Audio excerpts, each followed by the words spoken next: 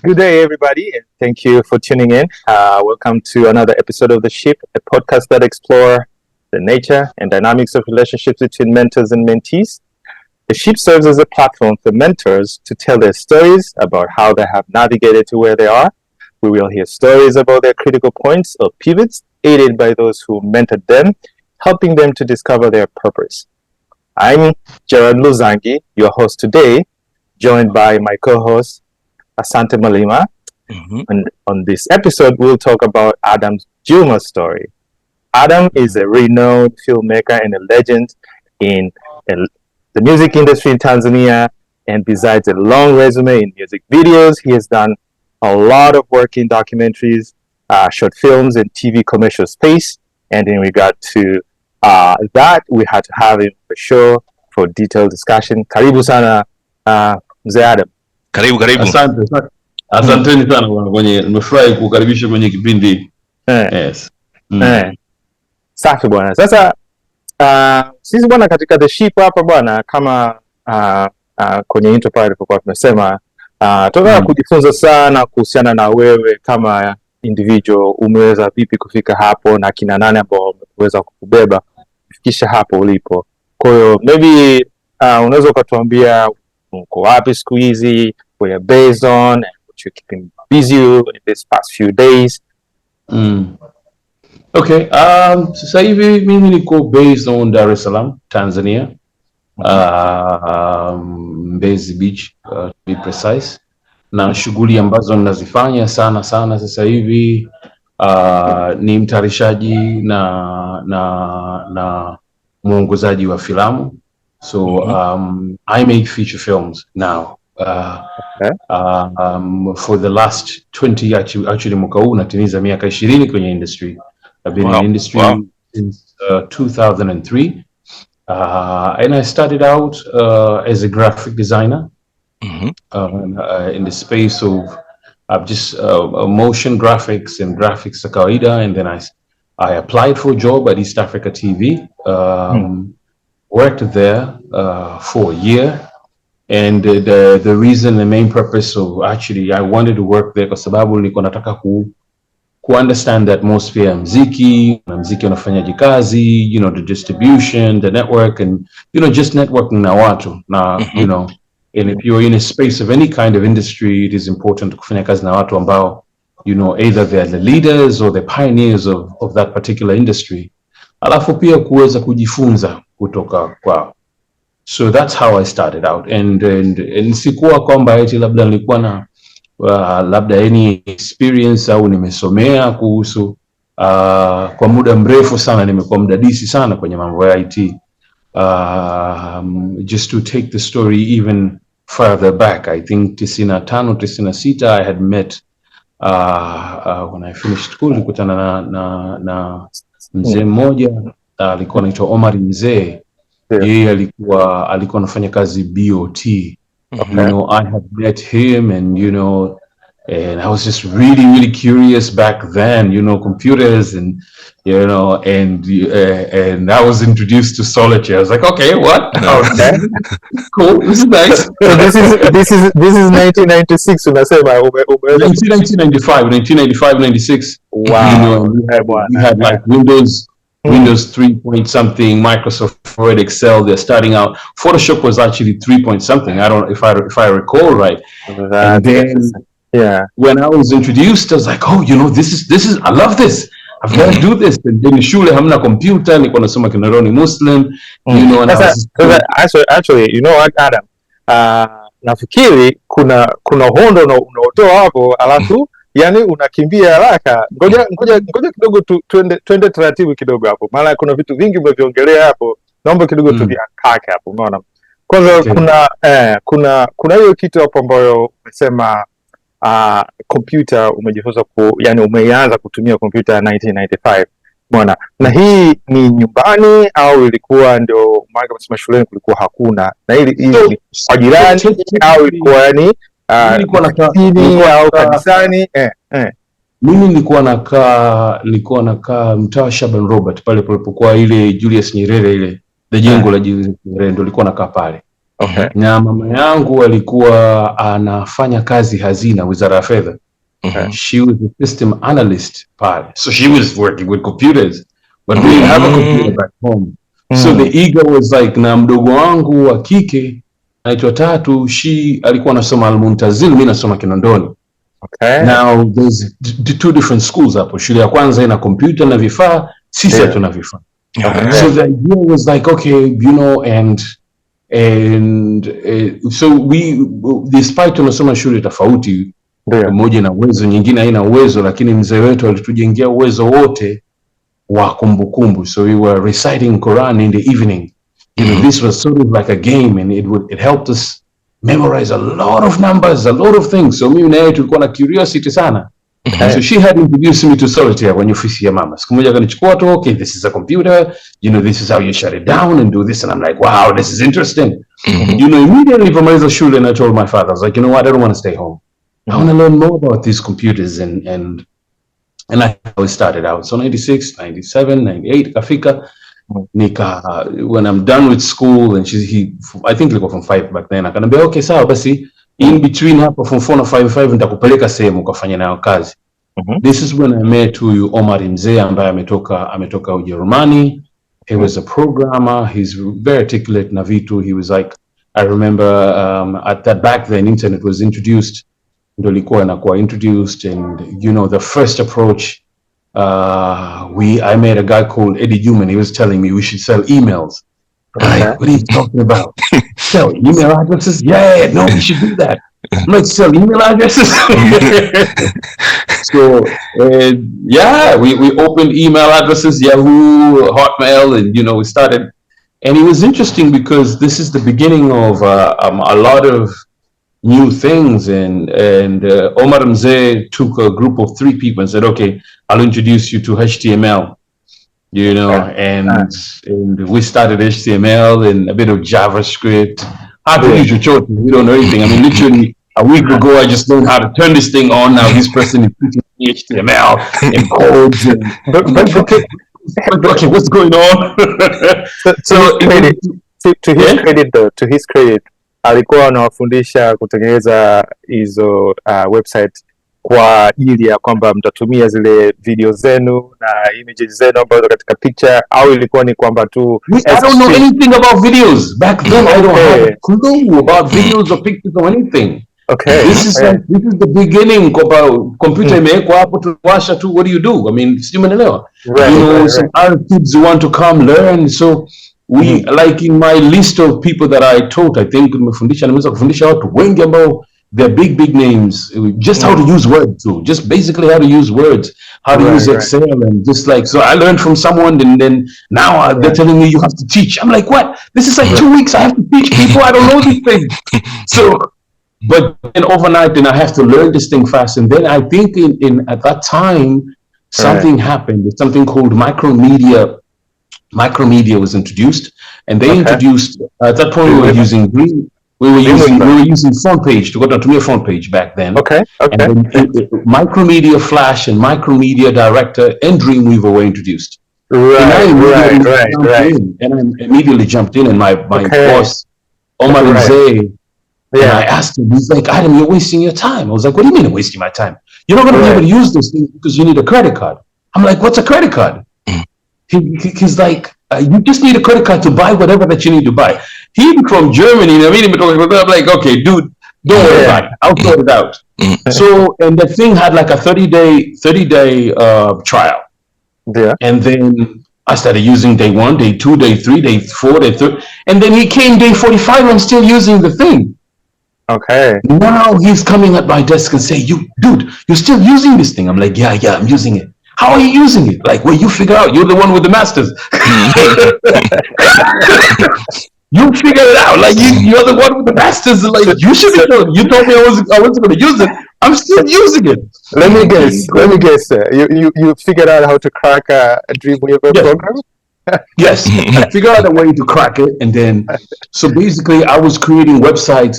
These are like dummy front pages using Firework and Dreamweaver, and the company was making money because I was making this really cool using Photoshop and Dreamweaver, and then immediately I started learning Flash.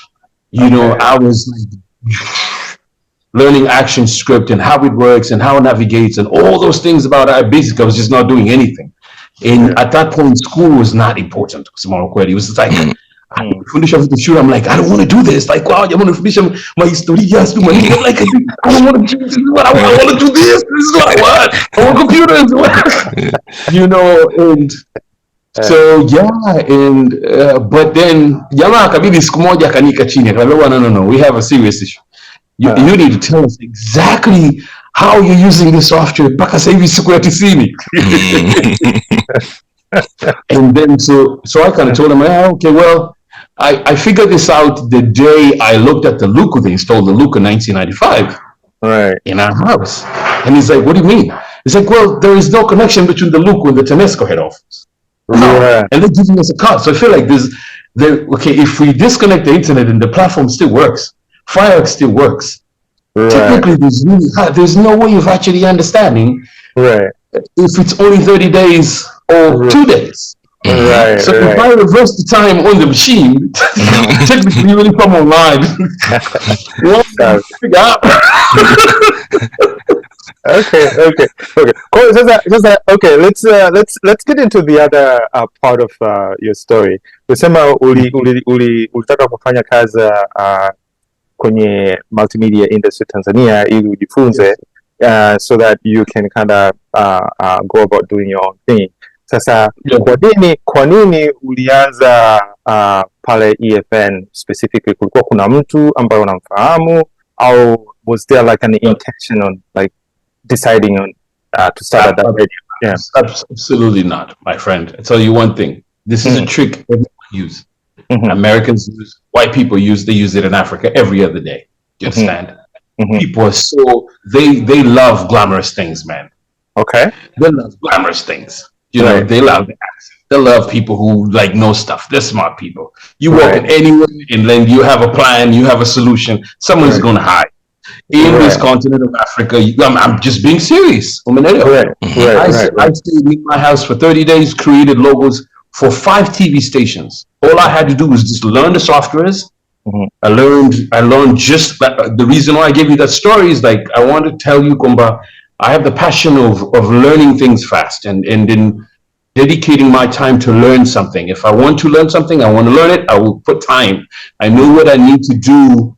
If I have to learn a particular software, I need to put 21 days into practice on learning it and, learning it from the right people and, using the right tools to learn the process. I learned 3D, I think, about 17 days. I took Cinema 4D, I took After Effects, I took all these softwares and I created, and nilikuwa naziangalia TV, East Africa TV, Channel 10, ITV, CTN, and I created amazing logos for every one of the single programs in nilitengeneza nyumbani. And then basically I just walked ITV and I said, I'm not going to go to East Africa, I'm going to go to ITV. And when I went there, I frustrated the hell out of the receptionist. It's like, I want to speak to the boss. I mean, because it's like, okay, well, listen, I can't even reply to you because you sound very sophisticated. I know. Speak to the boss. And then they brought the boss, and and I'm speaking to Joyce, and I'm telling her, because I knew in East Africa was singing Iskiliza. But having a call from ITV, which is a head office, he was like, oh, you would be perfect for East Africa TV. I'm like, oh, okay, interesting. So they called, the administrator of East Africa TV. Okay. And I'm like, okay, here are the logos for all your channels. What do you think? We're looking for graphic design. I'm like, I know, because I've seen your graphics. They're horrible. You're like, they're horrible. Next time I had a job, your story is working out. I'm like, oh, cool. No, I'm definitely. So. And that's how I started out. Okay. So you went in as a graphic designer. At that point, you didn't even touch on the multimedia, editing and cinematography and all that. I have no idea. Okay. I know what I want, but I'm not a cinematographer. I'm not a director at that point in time. This is 2 or 3. Okay. So what tangent did you had to actually go towards that direction? Ilikuwa muda gani kuanza sasa kwenda kwenye multimedia? It took me 1 year. It took me 1 year. First of all, I was there working there, and then, but I created an ecosystem that allowed for me to be within that industry. Okay. One, any update of new machines, new computers, if they would come on the industry, I would definitely want, what are the, nilikuwa na wadadisi kamera zinazotumika kwa the studio. At that point in time, zilikuwa ni Sony, the bigger camera. Like, what, I can't carry this on, but business wise, wasanii wanaleta video zao. So at that point, East Africa was some of the biggest music videos in East Africa, Tanzania. Kwa hiyo I knew wasanii watakuja pale. So met them, talked to them, and a few of them, and then studied the market, the issues also kwanazo wasanii. And then the first thing I wanted to do is actually invested on the first Mac that came into the country, Elite. I bought that. Tuliweka pesa almost mwaka mzima kwa mshahara laki nane. Kwa tukapata pesa fulani ambayo iliweza kusaidia kwanza. And when we started Visual Lab, it was a group ya watu 6. Tulikuwa watatu walikuwa watafanya motion na watatu watafanya graphics za kawaida. Lakini unfortunately the group, and we were learning, kama mmoja anajifunza anafundisha wenzake. So I took After Effects, Cinema 4D and Final Cut. Wengine wakachukua some other softwares. So we were doing web, we were doing normal animations, and we're doing video. Lakini, as you know, vitu vinakuwa vigumu as it goes when it comes time to actually really to put time down. Our first video ilipokuja, actually mtu aliniuliza tu akaniambia, "Hey Adam, we've shot this video, but it doesn't look right. The things are just not right." I'm like, "Okay, what's the problem?" Our editor akakimbia. I'm like, "All right, how much do you have?" He's like, "We can give you 300. I'm thinking, okay, 300 for what? Like, no, just to cut the video, and I'm getting paid 800 for a whole month, and this person is giving me 300. I'm like, interesting, let me do it. So we edited that video, and it came out, and it was big. Watasema sana TID, just like the idea of like graphics. People were like, wow. And then I started doing the 3D as a business. Kuna mwingi nilikuwa na deal naye Rajiv, and this guy was giving me commercials, and he was paying me $1 million for just one commercial. I'm like, what? This thing, so all of a sudden that time paid off. Mida ya usiku working on the stuff, and that's how basically I got started. Decided, all right, instead of renting cameras, let me buy a camera. Okay. So we bought a camera, and then now we have a strong machine, a very powerful machine that is inafanya mpaka kazi za ofisini. I mean, literally, I was spending like maybe 2 days with machines at the office. 3-4 days just to to chop like 30 seconds, make sure that it works, and render. And my machine was doing it in an hour because it has dual processes. I was like, okay, well, so I kept telling my boss, like, if you really want to cut down time, we have to invest on machines. We have to invest on machines. We super machines, and we because that's gonna create efficiency ya watu, and that's the number one problem in our country. Like, ukimwambia mtu invest on a machine that's $40,000, akwelewi. It's like, are you serious? Tuweke nyumba, tuweke majengo hapa, ni madarasa mangapi? But I'm like, you know what?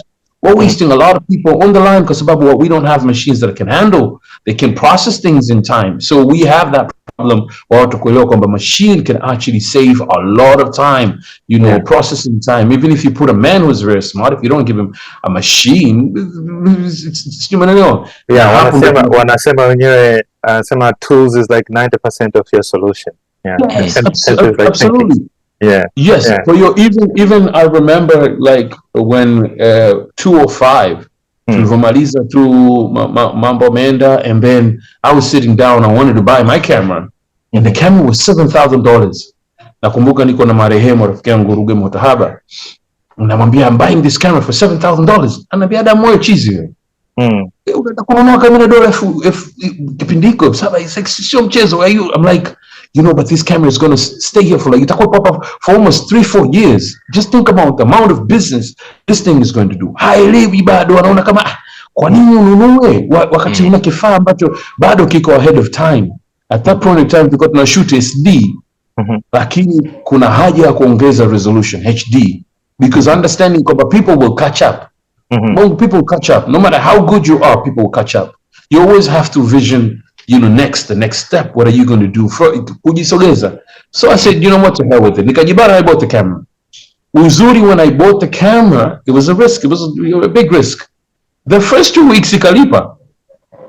The first 2 weeks too. Someone wanted to give me a documentary, they paid 10,000. So you can see kwamba sometimes kwenye biashara yetu you have to do the risks, na because vitu vyetu haviko sana, havijaikwa sana kwenye mifumo, hata ukienda kwa benki kwamba nataka kununua kamera kiasi hiki, hawakuelewi.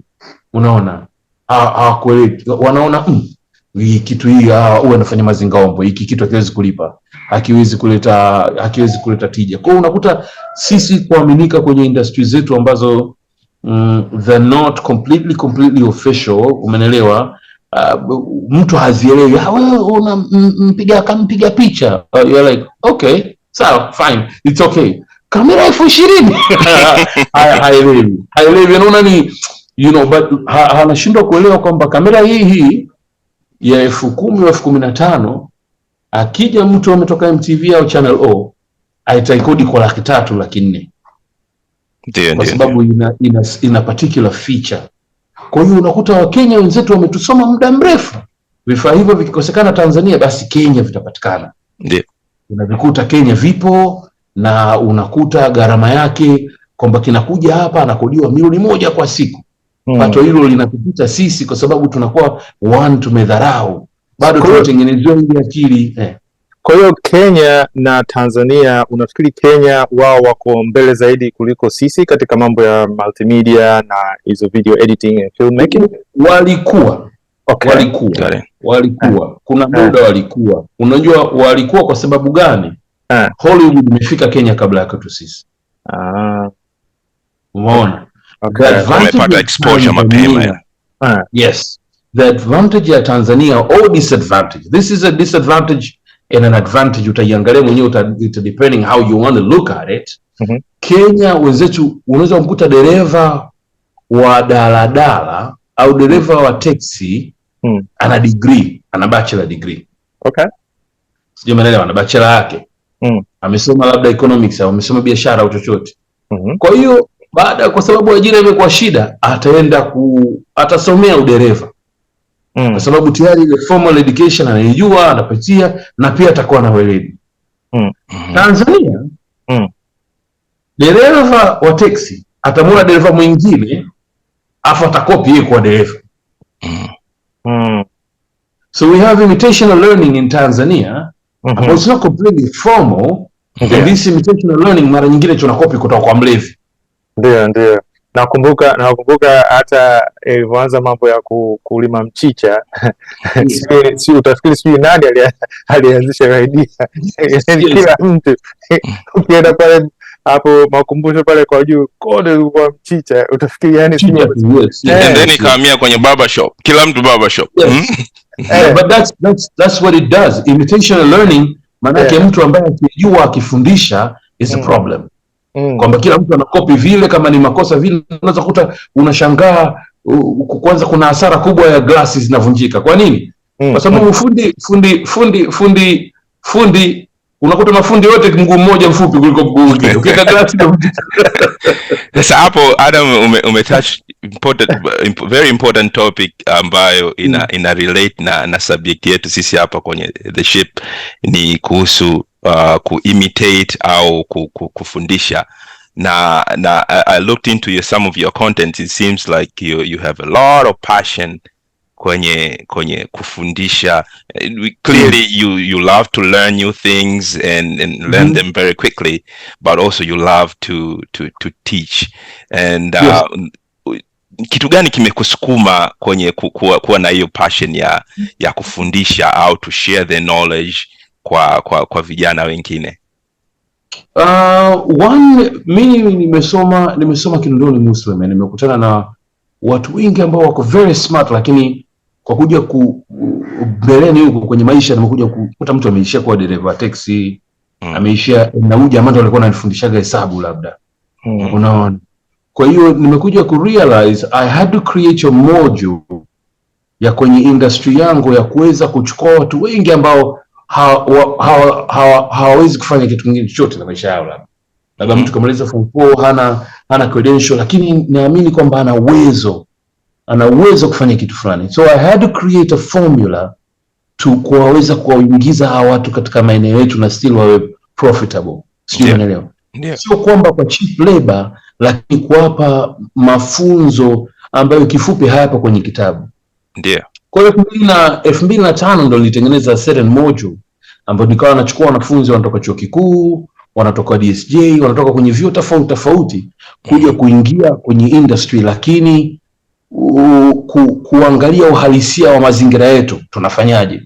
Sababu mimi kazi zangu, kuna kazi ambazo watu wengi wameziona, kazi kama kwanza kwenye video mtu umeziona, lakini kuna kazi nyingine hamjaziona. Kuna matangazo nimefanya kazi za siasa, unakuta unafanya kazi labda unaondoka na chama unatakiwa umkave mgombea, umeelewa, hamna malipo au kuna malipo yapo, lakini unakuta mazingira mabovu kweli kweli, yani unajua, kwa sababu hapo mko kama mko vitani, umeelewa.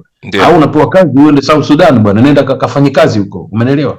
Kwa ile mazingira yale, ile experience, I had to make a module ambayo naongea na kijana na muelekezea kwa bwana, ukija hapa bwana usifanye jinsi za kubana bana bwana.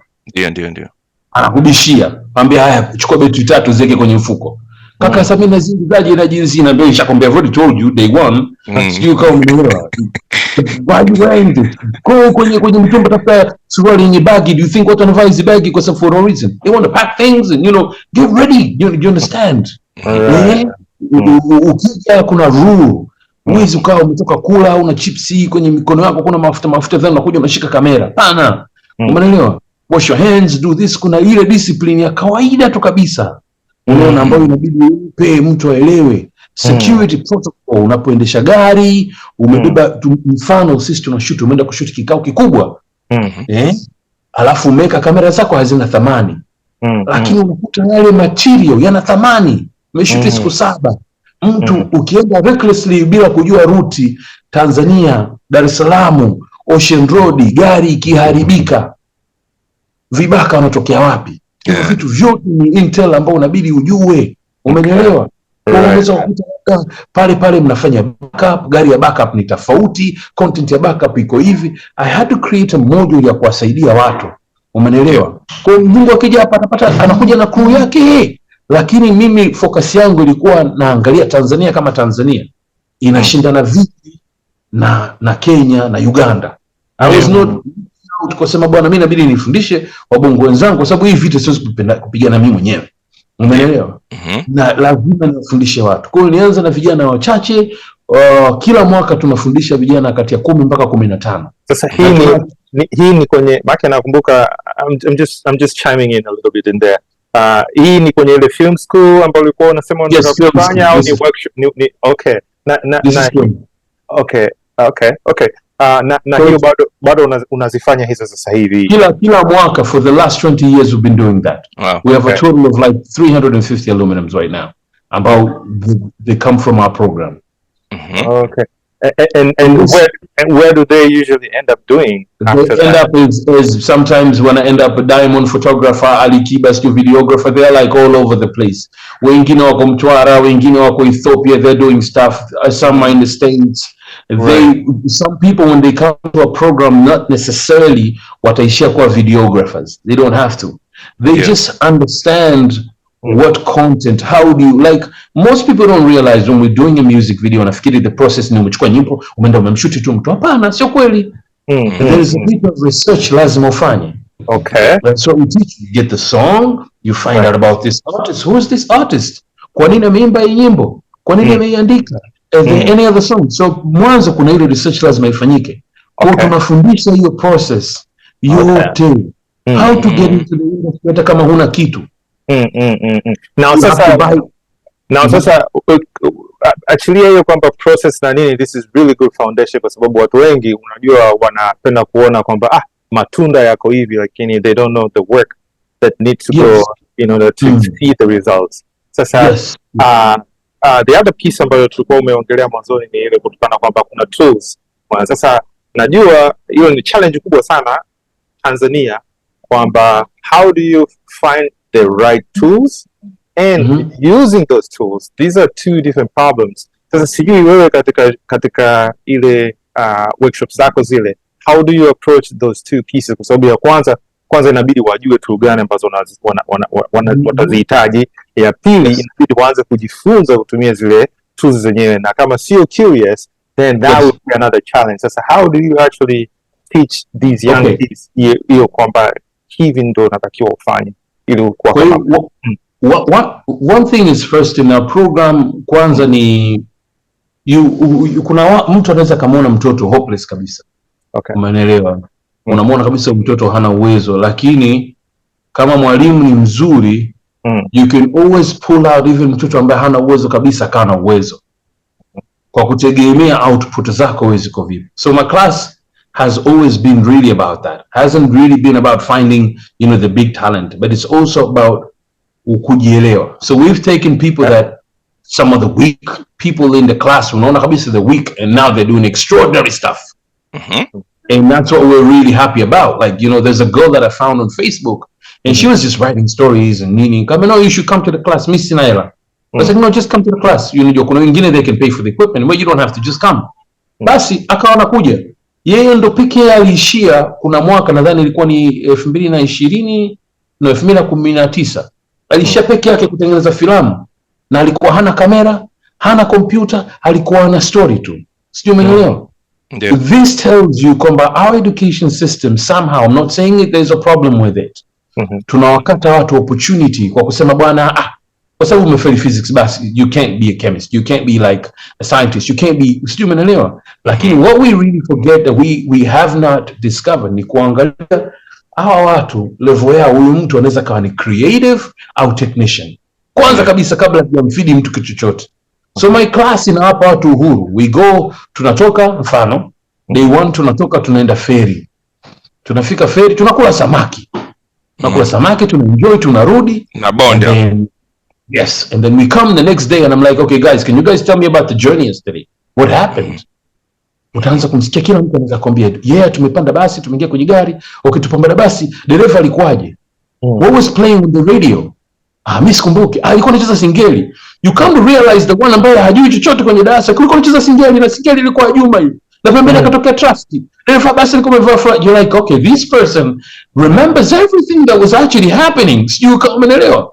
He can tell you the time, and so you then after that class, without them realizing kwamba wamesoma, I have an interview with each one of them, telling them their abilities.